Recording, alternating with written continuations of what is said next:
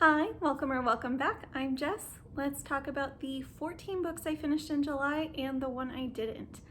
I will talk about the best book of the month at the end. Starting with the book I did not finish, that is the contemporary romance Mia Sosa's The Worst Best Man. I stopped about the 25% mark of this book.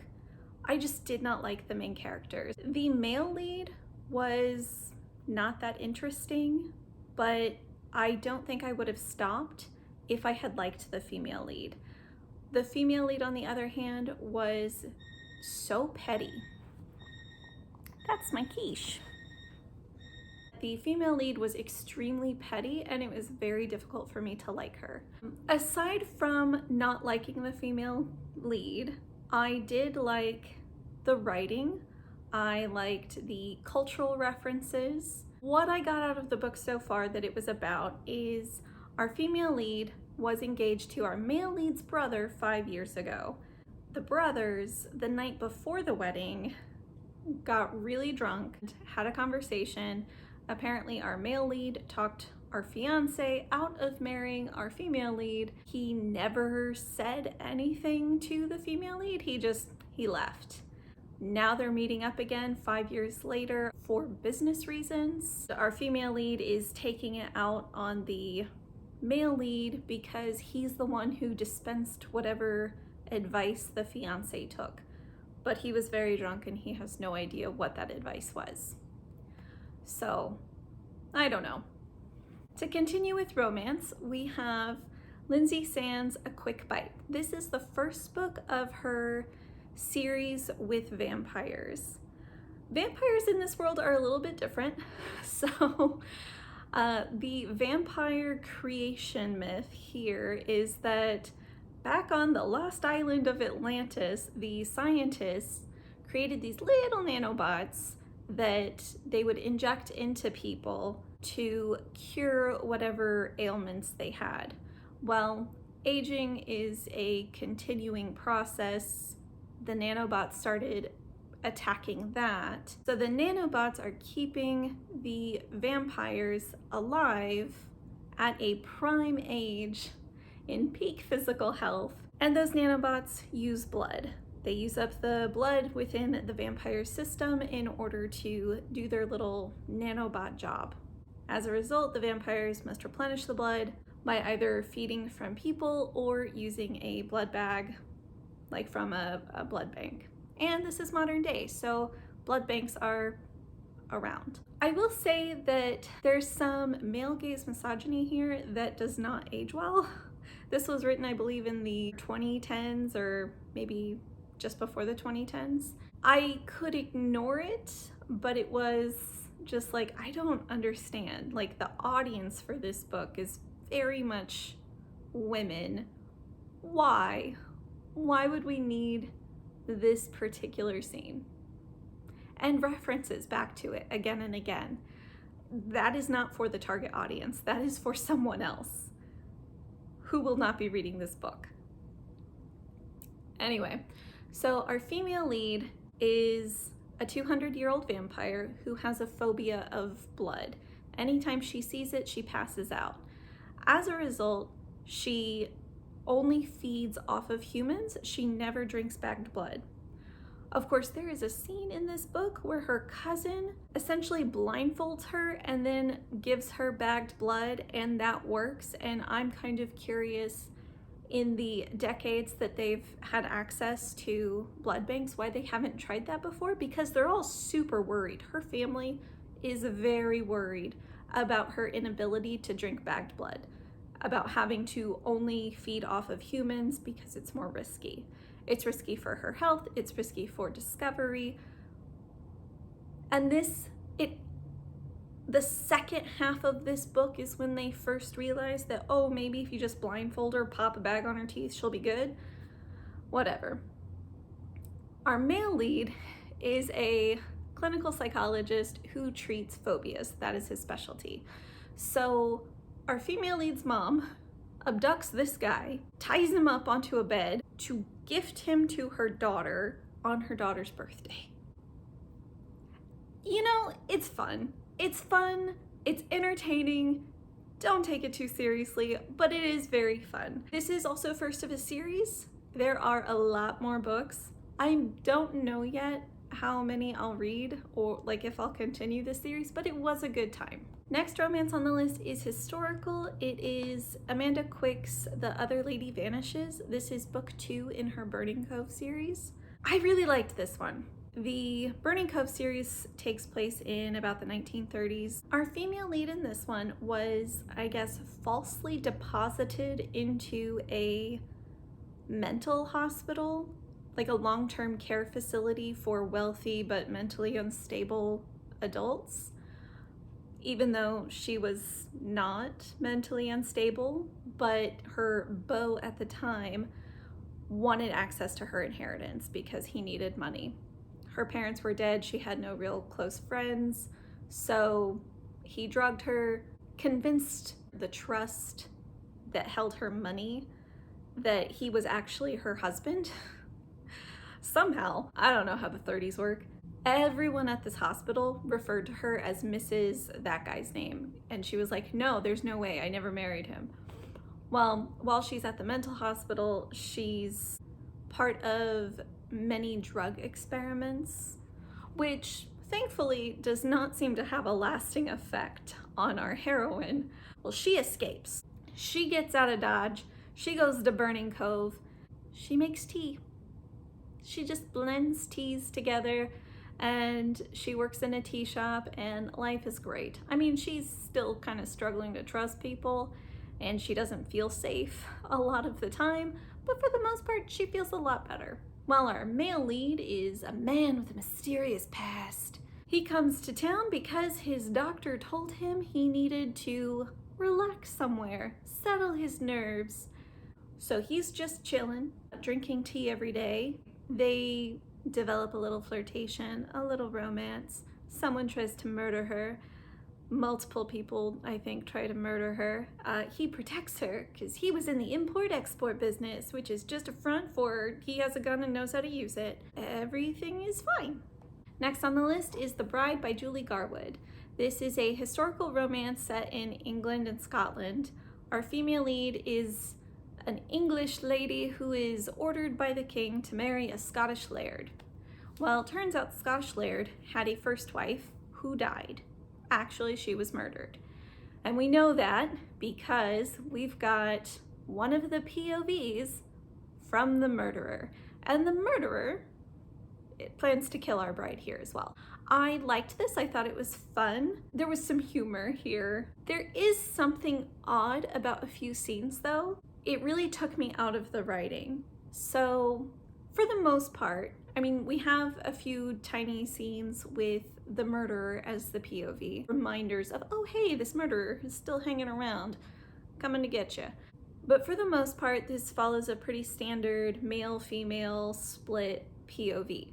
For a romance novel, anyway, is pretty standard. However, in a couple of scenes, the POV seems to change within the scene, like within a conversation between characters, and even introduce like other characters as POV characters within that little scene.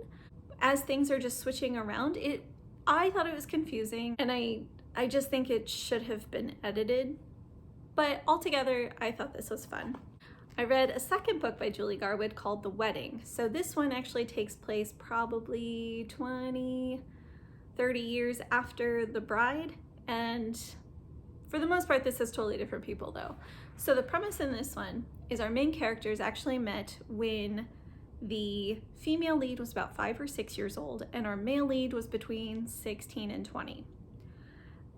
And when they met, for some reason, she thought that she needed to catch a husband, so she proposed to this guy like 3 times. And that's important because 10 years later, when she has been promised into marriage to another guy, the male lead comes and abducts her because the person that she's been promised to actually murdered this guy's father, and it has been told by, I don't know, laird leadership that he should not engage with that guy. He shouldn't antagonize him. He should just leave him alone because there's no evidence that that guy murdered his dad. He's like, well, screw that. I know he did.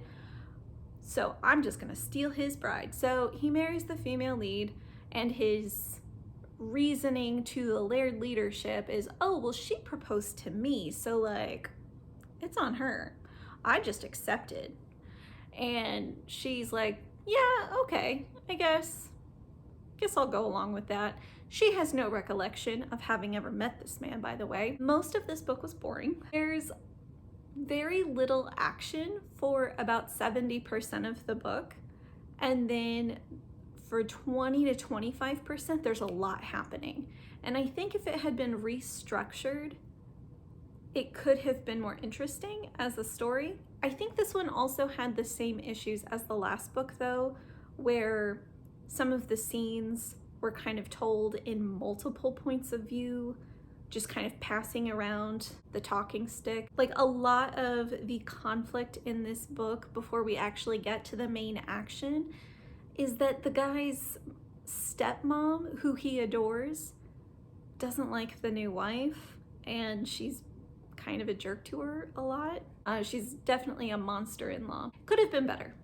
For historical romance set in England that was more fun, well, kind of set in England, we have The Other Miss Bridgerton by Julia Quinn.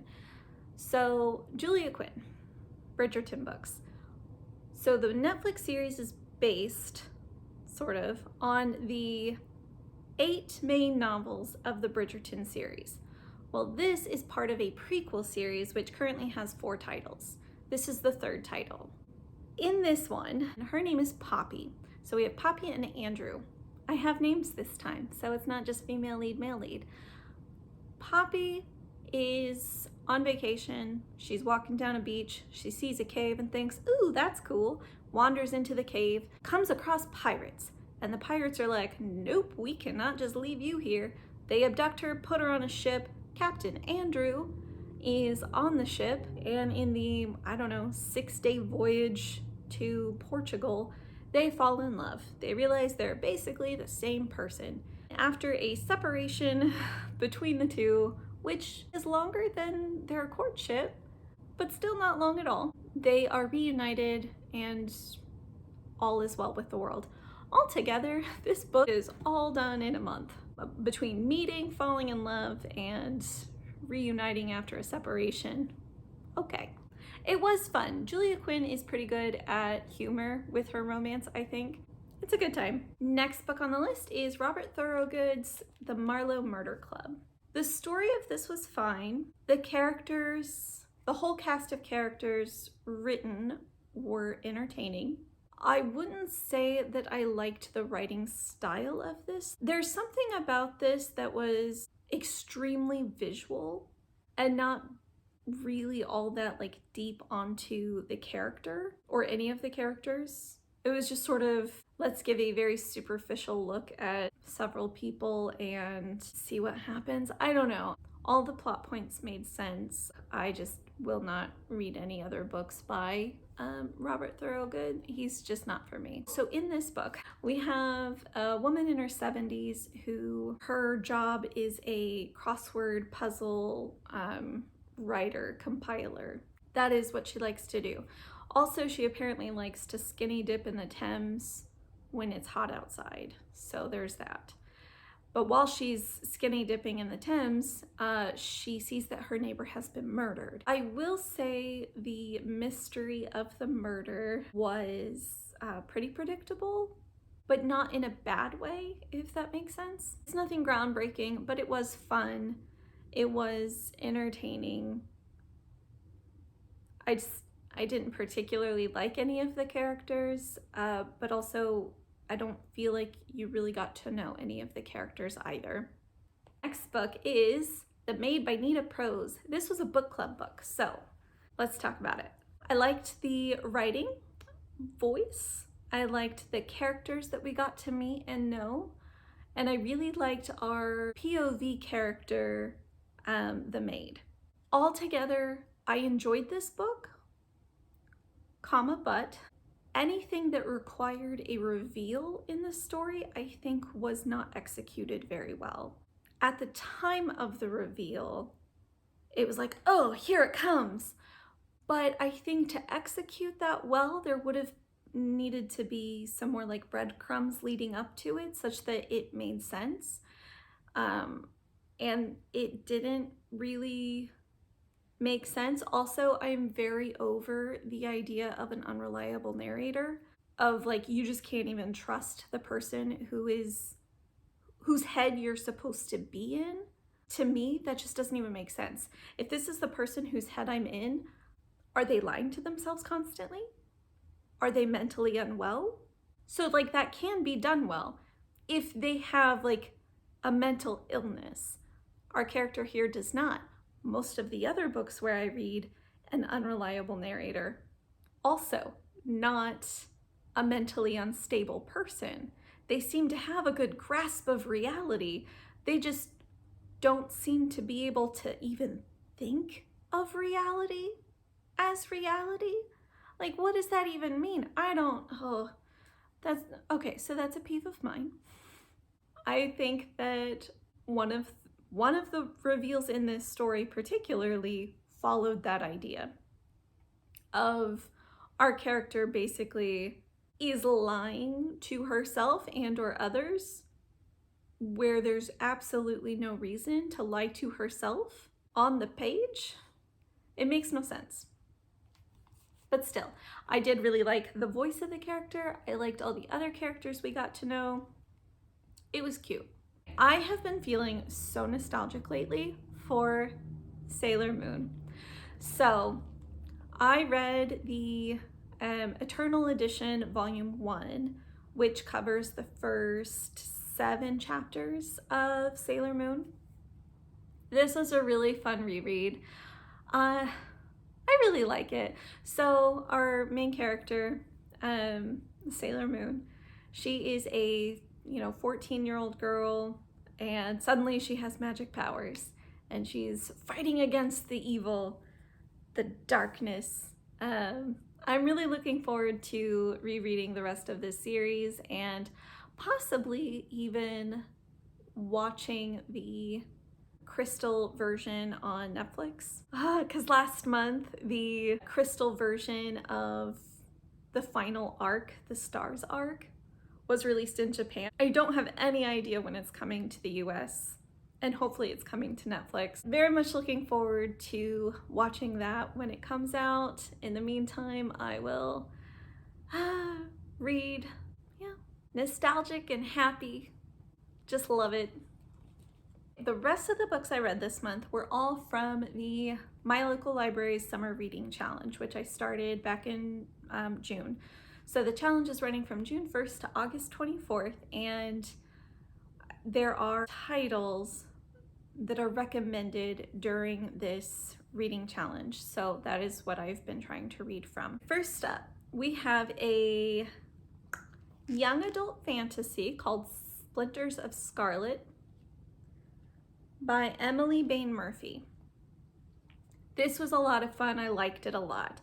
Also, this really hit the right amount of almost a horror element for me. I'm not a big horror person, so what horror there was done very, very well for me. So our main character, I'm terrible at names. Our main character here, you find out early on that her father and her older sister died a while back, so she grew up in an orphanage. Her father did not have magic, but she and her sister did, and her father had cautioned them not to use magic because magic in this world, as you use magic, the fern grows in your veins. And the fern is basically frost kind of taking over the inside of your body. Our female lead, her sister died because she used too much magic at once and it killed her. And that is the danger. With every time you use your magic in this world, if you are magical, then you do risk death, or you risk just being that much closer to death. And so she's been very careful not to use her magic for a while. Okay, so she grew up in an orphanage. She has already aged out of the orphanage, but a character that is still at the orphanage, who she kind of adopted as a younger sister while she was there, that character actually gets adopted out. So she does what she has to in order to go with her and her adoptive mother. And in the process, she reveals that she has magic. The adoptive mother is very interested in that and employs her. Takes her to her home where she is with all the other servants, most of whom are also magical. It's kind of interesting because our main girl, like, as we've gotten to know her and her point of view on magic, we come to this house and everyone else is like, oh yeah, magic, love it, enjoy it. And she's like, I mean, it's gonna kill us. How can you feel this way about it? And so it's a little bit of a shock. And of course, you know, she develops, you know, relationships, friendships, but there's also, you know, the mystery of her father's death. And she wants to solve that. This did a really good job. Oh, and this also was told in 2 POVs. And our main girl, she does not trust him. This was a good read. I do recommend this one. I'm very much looking forward to other books by Emily Bain Murphy. Emily Bain Murphy. All right, for a young adult that was not so good, we have The Kinder Poison by Natalie May. So in this world, we have magic. Some magics are more desirable than others. Our main girl, her magic is she can speak to and understand animals, Dr. Doolittle style. So Dr. Doolittle is a teenage girl, and she has one of the most underdeveloped senses of preservation of anyone I have ever read. She's absolutely insane, in my opinion, for this reason. If she's like, oh, this could be dangerous, this could lead to me dying, oh well, guess I'll try it anyway. It's like, no, why? Why would you do that? I will say, in the second half of the book, she at least seems kind of self-aware that she's a dum-dum about self-preservation. Like, there's a comment that she makes where she's like, yeah, okay, I could make a choice that would be smarter for me, but I guess I won't because it's not like I ever do. It's like, thank you. Thank you for at least acknowledging that this is the kind of person you are. And that is why I will not continue reading this series. I can't get behind this character who is constantly in life or death situations and constantly chooses the option that brings her closer to death. Why would you do that? It doesn't make any sense. Next is a middle grade by Ellen Hopkins, Closer to Nowhere. I really liked this one. So this one was also interesting. It's in 2 POVs, and each POV is told more in poetry. Like, it's in poetry in terms of how it's laid out on the page, but it still reads very much like prose. Because it is laid out like poetry, there's like some different emphasis on certain words or passages happening in the story. So I think this was done really, really well. Like, a little bit surprising. I don't know that I've ever read a story quite like this in terms of formatting. So in this, we have a pair of cousins. Those are POV characters. Our male cousin, Cal, I think his name is Cal. So he is living with his aunt, his maternal aunt, after his mom died and his father is in prison. He is adjusting. He's kind of the weird kid. He has emotional outbursts, and his cousin, oh shoot, I don't remember her name. Let's just call her Natalie. Let's say cousin Natalie. That is not her name, but I really can't remember it. Cousin Natalie is very embarrassed of Cal.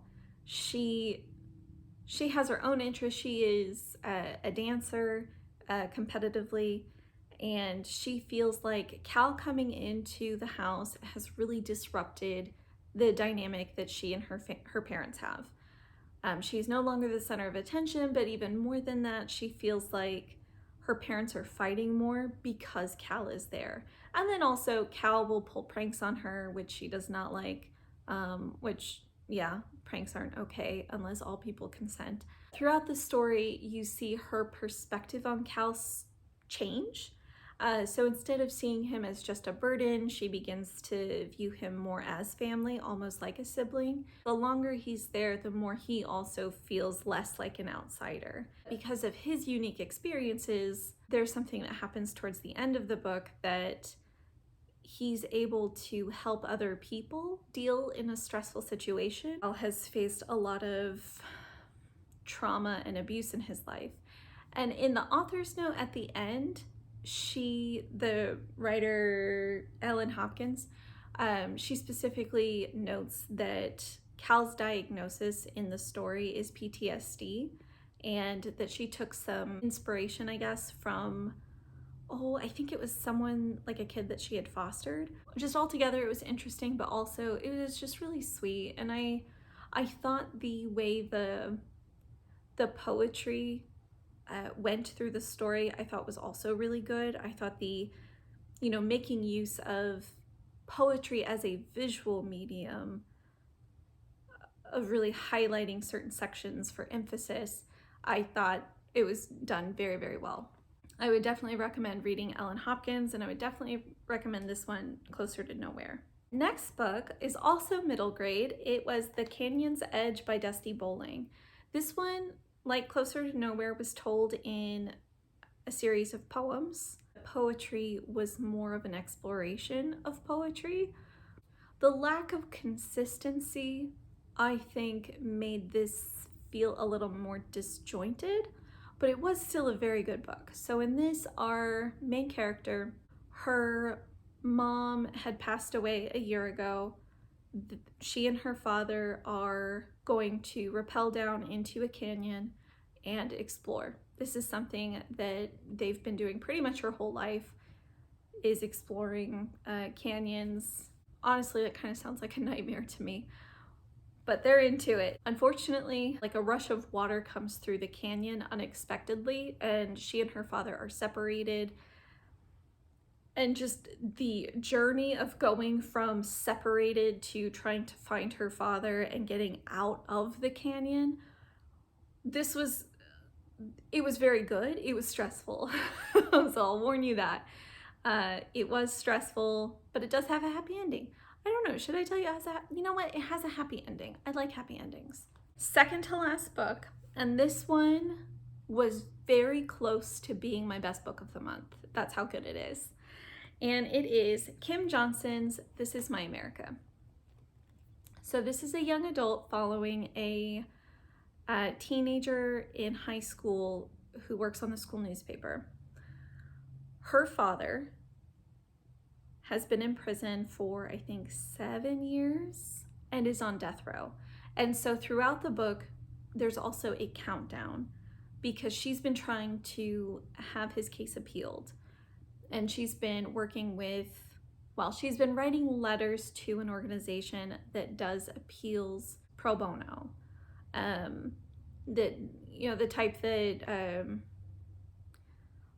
in the story it's called Innocence X. I don't remember what the kind of similar organization is in, real life outside of the book. I know it exists. It's on the tip of my tongue and I can't remember what it's called.